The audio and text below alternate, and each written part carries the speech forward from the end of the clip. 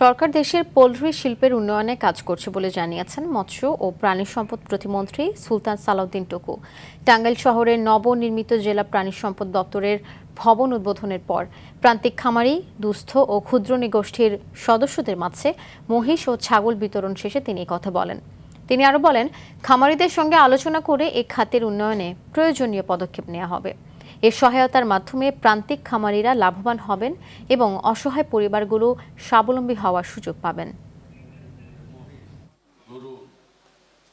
যারা আছে হতদরিদ্র তাদেরকে আমরা ছাগল, গরু এইগুলি তাদেরকে বিতরণ করব, যাতে তারা স্বাবলম্বী হতে পারে। যেই প্রতিবন্ধকতা আছে সেইগুলি দূর করে এই শিল্পকে কিভাবে আগানো যায় সেই ব্যাপারে সর্বোচ্চ পদক্ষেপ নেব ইনশাল্লাহ।